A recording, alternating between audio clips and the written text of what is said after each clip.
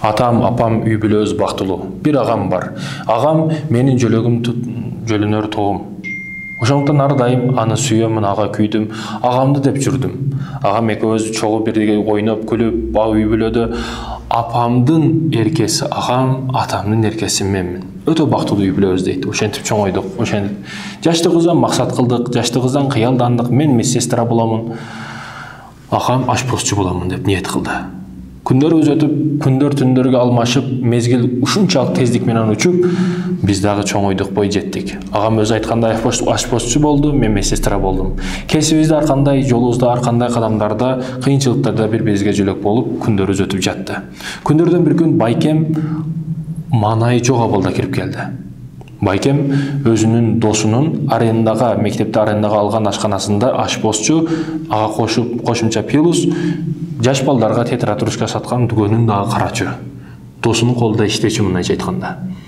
Себебин сурадым, эч айтпайт. Күндөрдөн бир күн жарылды. Аялы мени ууру деп досум айтып барыптыр, досум бүгүн мени капа кылды. Акча, содада акча береке болбой атат, башка болбой атат деген сөздөрүн айтты. Кыйшайтып айтты, бирок маанисин түшүндүм деди. Менин дагы сопойгон сөйлөтү менен башын ийип турган агамды көргөнүм үчүнбү, же туура эмес доомат койгон ошол аялды ойлоп, айтор ичимден өтө бир өч алуу жүрөгүмдө пайда болду. Ойлонуп, сестенип, депрессте, стрессте, башкада жакшы тура албадым. Ошол окуя эсимден кетпей койду. Акыры агамдын иштеген жерге бардым, издеп таптым. Арттан кирүүчү эшик менен кирип, баягы келинди издеп таптым. Боюнда бар, төрөтү жакын, башын жерге салып чыгып келип жатты. Ага карата салам алейк жок, башка жок. Эмне үчүн мени агама, булак суусундай таза агама эмне үчүн доомат кылдың, уру дедиң деп, саламына дагы башкасына да жооп бербесен, каттуу курсагынан түртүп салдым. Жыгылайын деди, бирок жыгылбай калды. Аял бир нерселерди айтты. Мен эчтекен угунду да калабадым. Бирок доомат кылганым, жаман сөздөрдү айтканым анык эсимде. Ал жерден кеттим. Байкем күндөр өттү. Убакыт бар жoko дары дегендей, Байкем дагы башка бизнестерди кылып, содаларды кылып, иштер жүрүшүп кетти. Мен дагы башка иштерди кылып турмушка чыктым. Байкем да 2 балалуу болду. Мен 3 жыл өттү, эч балалуу болбой жатам дейт. Эч балалуу боло албай жатам.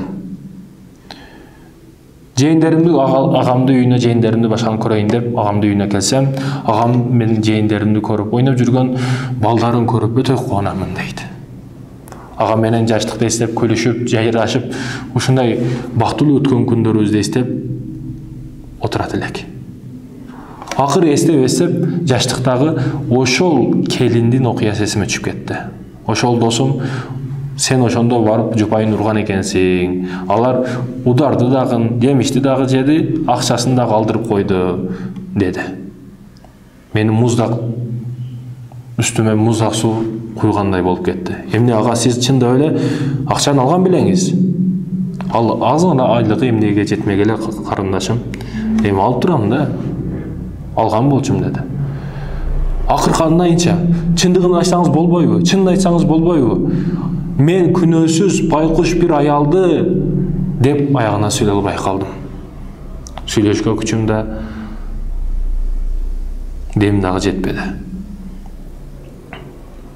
Эмнеге тырнакка зар болгонумдун себебин түшүндүм. Эмне үчүн Кудай мага перзент бербей жаткандыгын түшүндүм. Албетте, пендеси кечирмейинче, мазлумга калгандын досу Аллах экен. Кечирмейинче, мазлумга калган кечирмейинче, пендеси Аллах кечирбейт экен, пендеси кечирмейинче. Аллах кечирбесе, мен кечирилбейт экенмин. Анда менин албетте жеткен жерим ушул дедим да, ойлонуп, күн сайын Кудайга тобо кылышты баштадым. 4 жыл тахажжуд окудум, дуа кылдым. Акыры баягы келинин эчебиздин дарегин издеп таап барып, мөтүрөгөн көз жаштарым менен муздаган жүрөгүн жибиттим. Кечирим сурадым, алдынан өттүм, өтүндүм, сурандым, жалындым. Ошол учурда капа болдум эле.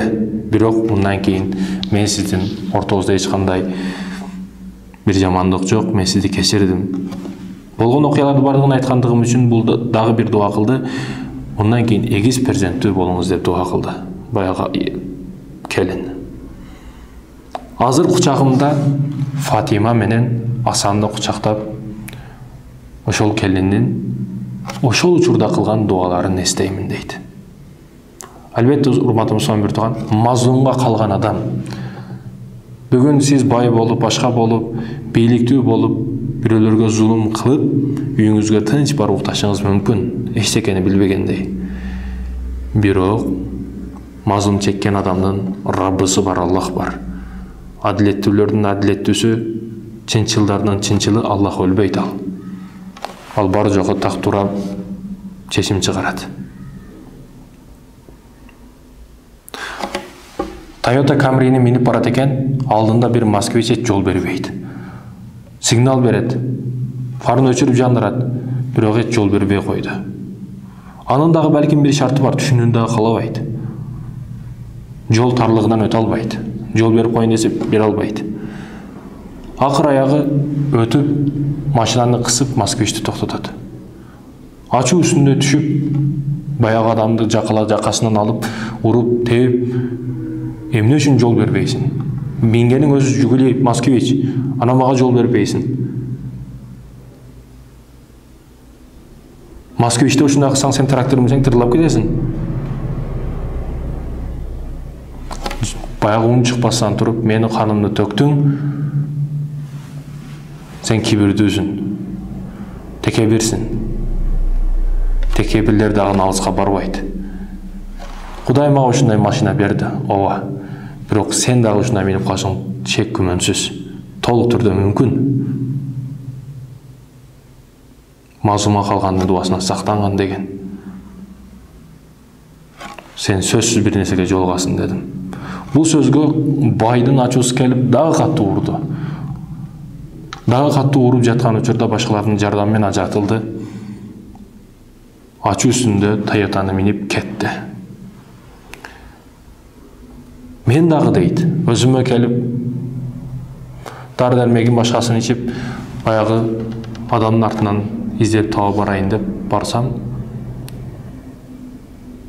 Toyota бир абалда бузулган, едилген бир абалда ал эми үйүндө жаназа окулуп жатыптыр.